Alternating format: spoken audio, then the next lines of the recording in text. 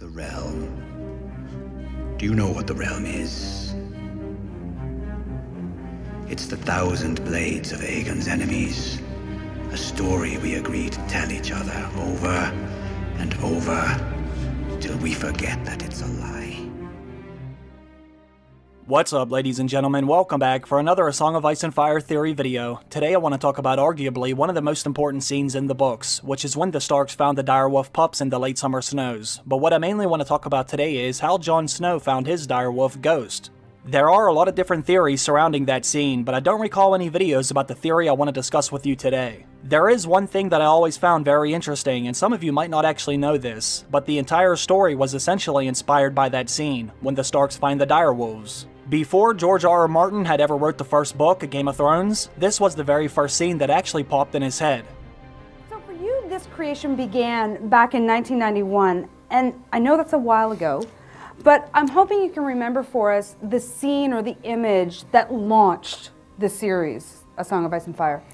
It was the first chapter of the novel Game of Thrones, not the prologue, which actually appears first. I wrote that later, but it was the chapter where they Bran viewpoint, and they ride out to see the deserter beheaded, and then they find the direwolf pups in the summer snow.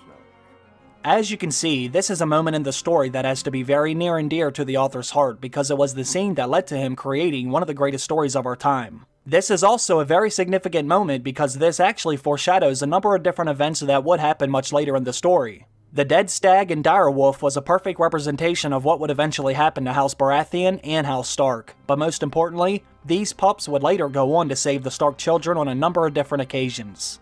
Most people would even say that the names of each direwolf foreshadows the fate of each of the Stark children, so it's quite clear that this scene was very significant to the overall story. Now, this obviously makes most of us wonder, did the Starks find these direwolves by accident, or were the Starks meant to have them, like Jon Snow said to Ned Stark? Lord Stark, there are 5 pups. One for each of the Stark children. The direwolf is a sigil of your house. They were meant to have them. At this point, many people believe they were gifted from the old gods of the North. Some people think Bloodraven and the Children of the Forest sent the Starks their direwolves, but there are other people that believe it could have even been Bran Stark that played a part in this. In my opinion, I would be willing to accept either one of those theories because both of them make a lot of sense for many different reasons. But as I said before, today I want to focus on how Jon Snow actually found Ghost. I don't necessarily want to focus on how a direwolf made it south of the Wall. I want to focus on what actually made Jon Snow go back and look a second time, because that was what led to Jon finding Ghost. I'm sure all of you remember the scene from the TV show, but I know some of you haven't been able to read the books yet. I think some of you may find this evidence to be very interesting because I know I do. The theory I want to propose today is, Bran Stark from the future assisted Jon Snow in finding Ghost. Let me repeat that. Bran Stark from the future assisted Jon Snow in finding Ghost. Now, does that sound crazy? Well, let me explain. What I want to do first is show you a couple different quotes that help explain why the Starks were able to find them in the late summer snows. I think by this point, almost everyone believes someone connected to the old gods played a very big part in making sure the Starks found these pups that day. But if you haven't read the books, then you might not know this. In order to believe this, the first thing I would need to do is establish how it would be possible for someone to lead a direwolf to that location without transporting it there physically. Can someone actually do this? The answer to that question is yes. Not only is this proven time and time again in the books, but they started to show us this at the very beginning of the television show. We know that the Three-Eyed Raven, or Bloodraven, can control different animals. We have seen him do this a bunch of different times. We also know that Bran Stark can do this as well. We have even seen the damn Night King take control of many different animals too. So, now that we know it is possible for someone to enter the mind of a pregnant direwolf and take it south of the Wall, we need to figure out who would want to do this. Let's take a look at some of the quotes from the books, because I think it becomes quite obvious that someone connected to the old gods did have something to do with this. Some of the best evidence actually comes to us through Catelyn Stark's chapters. The first quote says, "That is no common wolf, that one. The Great John's been heard to say that the old gods of the North sent those direwolves to your children." Catelyn remembered the day when her boys had found the pups in the late summer snows. There had been 5, 3 male and 2 female for the 5 true-born children of House Stark, and a 6th, white of fur and red of eye, for Ned's bastard son Jon Snow. No common wolves, she thought. No indeed. When you think about it, what are the odds that the Starks would find just enough direwolves for each of the children? Not only were they exactly enough, but the sex of each of the direwolf was a perfect match with their owner. Jon, Bran, Robb, and Rickon all had male direwolves, where Sansa and Arya both had female direwolves just like them. That is definitely not a coincidence in my opinion.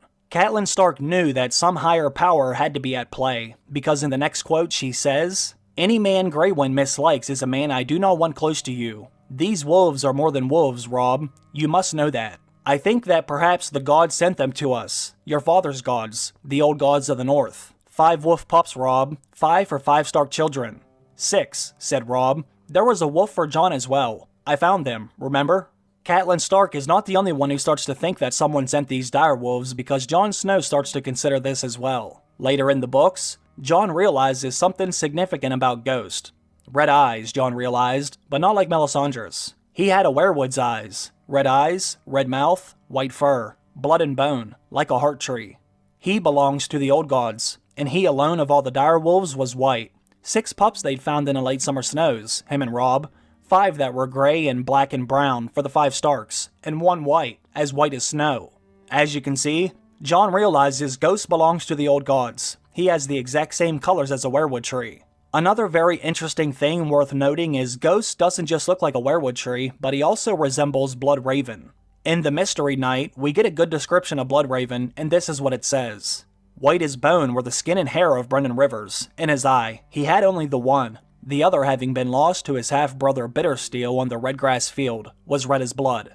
Bloodraven's skin is referred to as white as bone, and his red eye is referred to as red as blood.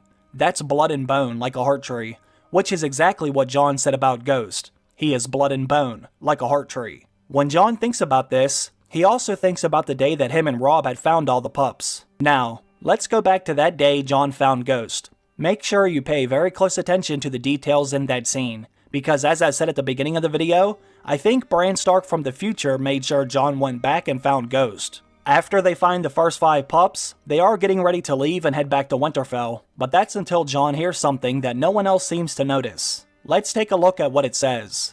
"It was not until they were mounted and on their way that Bran allowed himself to taste the sweet air of victory. By then, his pup was snuggled inside his leathers, warm against him, for the safe long ride home. Bran was wondering what to name him. Halfway across the bridge, Jon pulled up suddenly. 'What is it, Jon?' their Lord Father asked. 'Can't you hear it?' Bran could hear the wind in the trees, the clatter of their hooves on the ironwood planks, the whimpering of his hungry pup, but Jon was listening to something else. Now try to remember the details that we have been told so far. They were already halfway across the bridge, with a large group of horses making a ton of noise, but somehow Jon heard something in the distance. Jon heard something else. Bran could hear the wind in the trees. Don't forget that line right there, because when he hears the wind in the trees, that will come up later a few times in the video. "There," Jon said. He swung his horse around and began to gallop back across the bridge. They watched him dismount where the direwolf lay dead in the snow, watched him kneel. A moment later he was riding back to them, smiling. "He must have crawled away from the others," Jon said. Alright, now let's break this scene down, because there were a few different interesting things that happened here. The first thing we need to ask is, how the hell did Jon Snow hear Ghost? They were already halfway across the bridge by the time Jon heard something, but how did he hear Ghost when he is traveling with a large group of men that are all riding on horses? Bran said all he could hear was the wind, and the sound of all the clatter of the horses' hooves on the ironwood planks of the bridge. But somehow Jon was able to hear this tiny pup make a noise. That seems like it would be very hard to do. I find this even more interesting because we eventually do learn one thing about Ghost that is different from all the other direwolves they found that day. The one special thing about Ghost is, he never makes a sound. Let's take a look at what Jon says in his very first chapter. "He's not like the others," Jon said. "He never makes a sound. That's why I named him Ghost. That, and because he's white. The others are all dark, gray, or black." Let's look at another quote from one of Jon's chapters. "As he went to his knees, Ghost lifted his head. His neck glistened wetly, but he made no sound when Jon peeled off a glove and touched him." Then we get another quote in A Storm of Swords. "Atop the stones of the ring wall, Ghost hunched with his white fur bristling. He made no sound, but his dark red eyes spoke blood." Then we get another quote in A Clash of Kings. "Ghost was trotting along beside Jon's horse with his tail held high, his white fur roughed up thick against the rain. He moved so silently Jon could not have said just when he appeared. And here is another quote in the first book of Game of Thrones. Ghost was with him, he knew that much. The silent presence of the direwolf gave him comfort. Almost every single time Ghost is described in the books, one of two things are always mentioned. He makes no sound, and he moves silently besides Jon whenever they walk. There are dozens and dozens of quotes that remind us, Ghost never makes a sound. So how the hell did Jon hear Ghost the day he found him? What did Jon actually hear that made him turn his horse around, after he was already halfway across the bridge? I highly doubt that he heard this tiny direwolf pup moving around, with all the noise already coming from the horses that day. Something else had to have happened, in my opinion. Well, let's go back to that scene, because Bran Stark did say he heard something, and he wasn't just referring to the horses. It was not until they were mounted and on their way that Bran allowed himself to taste the sweet air of victory. By then, his pup was snuggled inside his leathers, warm against him, safe for the long ride home. Bran was wondering what to name him. Halfway across the bridge, Jon pulled up suddenly. "What is it, Jon?" their Lord Father asked. "Can't you hear it?" Bran could hear the wind in the trees. Okay, so after Ned says, "What is it, Jon?" Jon says, "Can't you hear it?" That is immediately followed up by Bran thinking about what he does hear, and the first thing Bran thinks of is he can hear the wind in the trees.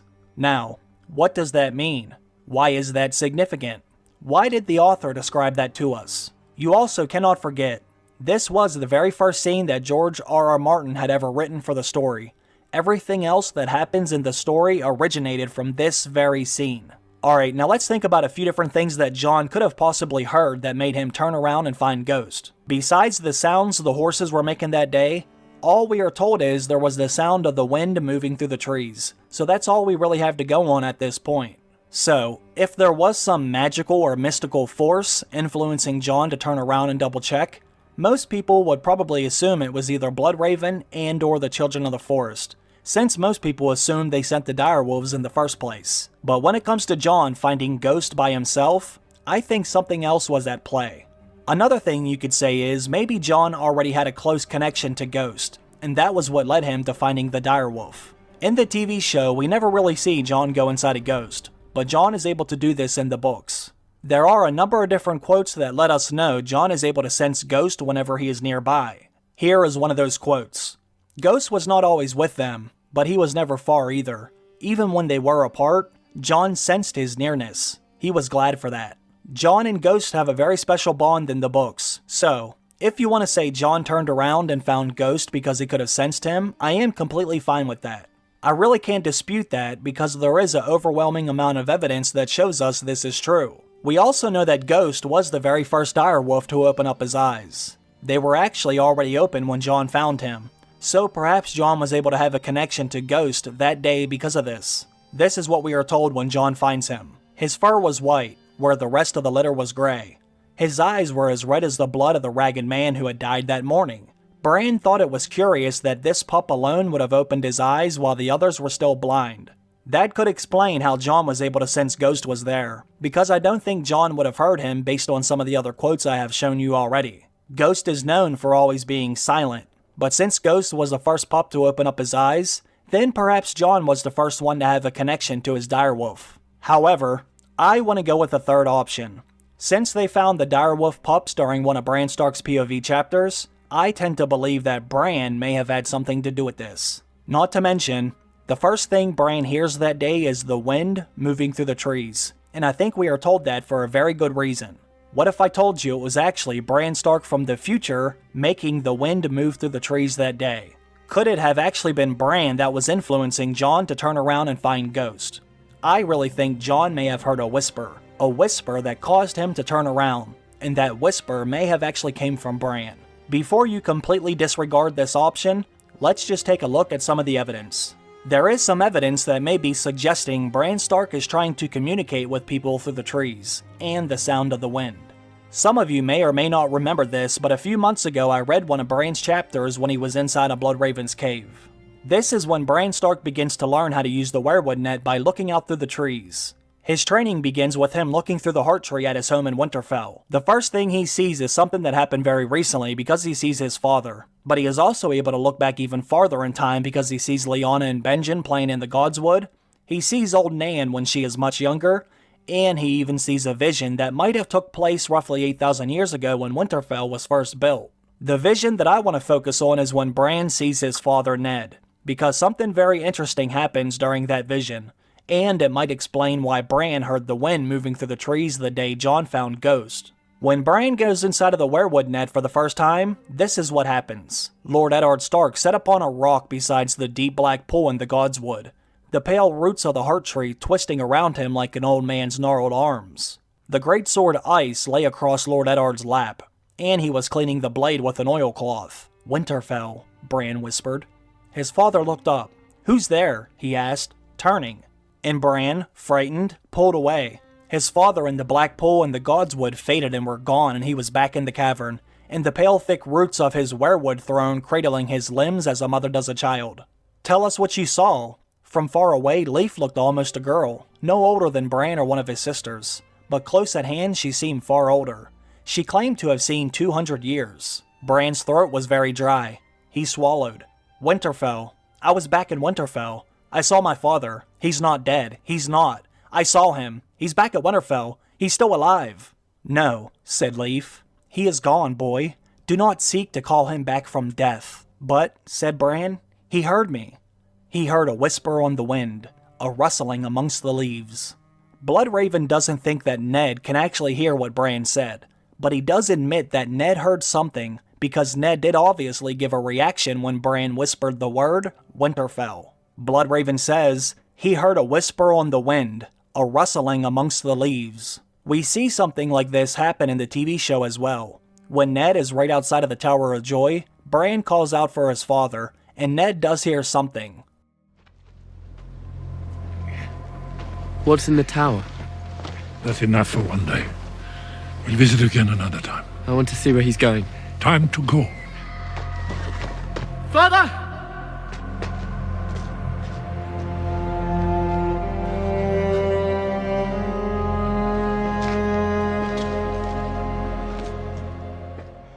Now, did any of you notice the look on Bloodraven's face when Bran called out to his father? Bloodraven says that Ned cannot hear him, but look at the reaction he has when Bran yells for Ned.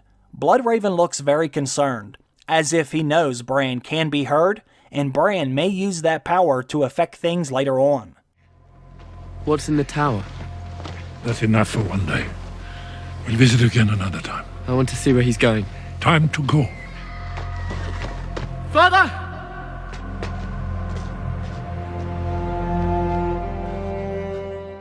Now, let's take a look at something else that happened to Jon. Right around the time Jon was traveling beyond the wall with Qhorin Halfhand, they stop for the night to get some sleep. When Jon tries to go to sleep, he begins to dream. But what is actually happening is Jon slips inside of Ghost. When Jon does that, something very interesting happens. When Jon is inside of Ghost, Bran begins to speak to him when Ghost is standing in front of a weirwood tree beyond the wall. Check this out.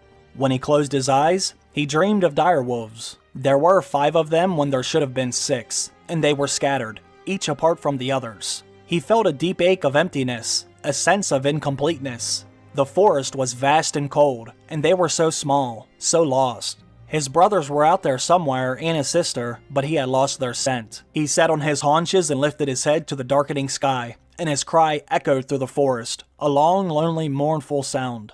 As it died away, he pricked up his ears, listened for an answer, but the only sound was the sigh of blowing snow. "Jon?" The call came from behind him, softer than a whisper, but strong too. Can a shout be silent? He turned his head, searching for his brother, for a glimpse of a lean gray shape moving beneath the trees, but there was nothing, only a weirwood. Remember what was said right there. Jon heard someone whisper his name, and he thought it was his brother. He turned his head, searching for his brother, for a glimpse of a lean gray shape moving beneath the trees, but there was nothing, only a weirwood. It seemed to sprout from solid rock, its pale roots twisting up from a myriad of fissures and hairline cracks. The tree was slender compared to the other weirwoods he had seen, no more than a sapling, yet it was growing as he watched, its limbs thickening as they reached for the sky. Wary, he circled the smooth white trunk until he came to the face. Red eyes looked at him. Fierce eyes they were, yet glad to see him. The weirwood had his brother's face. Had his brother always had 3 eyes? Not always, came the silent shout. Not before the crow. He sniffed at the bark, smelled wolf and tree and boy, but behind that there were other scents. The rich brown smell of warm earth and the hard gray smell of stone and something else. Something terrible. Death, he knew. He was smelling death. He cringed back, his hair bristling, and bared his fangs. Don't be afraid. I like it in the dark. No one can see you, but you can see them. But first you have to open your eyes. See? Like this. And the tree reached down and touched him. So as you can see, that makes the second time Bran is trying to communicate with the use of the weirwood trees. Now let's take a look at another example. This time Bran tries to communicate with Theon Greyjoy. This is of course when Theon is Reek, and he's in Winterfell's Godswood in front of the weirwood tree. Theon found himself wondering if he should say a prayer. Will the old gods hear me if I do? They were not his gods, have never been his gods. He was Ironborn, a son of Pike. His god was the drowned god of the islands. But Winterfell was long leagues from the sea. It had been a lifetime since any god had heard him. He did not know who he was, or what he was, or why he was still alive, why he had ever been born. Theon, a voice seemed to whisper. His head snapped up. Who said that? All he could see were the trees and the fog that covered them. The voice had been as faint as rustling leaves, as cold as hate. A god's voice or a ghost? That happens again when Theon finds himself back out in the Godswood. But this time it's more clear as to whose voice Theon heard whisper. The night was windless, the snow drifting straight down out of a cold black sky, yet the leaves of the heart tree were rustling his name. Theon, they seemed to whisper. Theon. The old gods, he thought. They know me. They know my name. I was Theon of House Greyjoy. I was a ward of Eddard Stark, a friend and brother to his children. A leaf drifted down from above, brushed his brow, and landed in the pool. It floated on the water, red, five-fingered, like a bloody hand. Bran, the tree murmured. They know. The gods know. They saw what I did. And for one strange moment it seemed as if it were Bran's face carved into the pale trunk of the weirwood, staring down at him with eyes red and wise and sad. Bran's ghost, he thought, but that was madness. So as you can see, as we get deeper into the books, Bran begins to learn how to use his powers. Now if you want to say Theon has lost his damn mind from all the torture, then go right ahead. But we know this is Bran because this isn't the first time he has done this.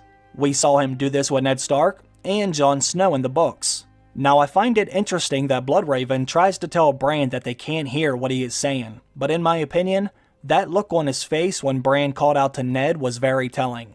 Like I said earlier, if Ned could not hear what Bran was saying, then why the hell did Bloodraven look so concerned? Now let's bring this all the way back around to the scene when Jon finds Ghost. What actually made Jon turn around that day? Was it Bloodraven that was influencing that event? Was it Jon's connection to Ghost? Or was it actually Bran that called out to Jon and made him turn back? Remember, when Jon says, "Can't you hear it?" the very first thing Bran notices is the wind rustling through the trees. Why are we told that? I think there may be some significance to these small details. Now I know what some of you might be thinking. You might be thinking, there isn't any weirwood trees around when they find the direwolves that day. So how could Bran have affected something in that location?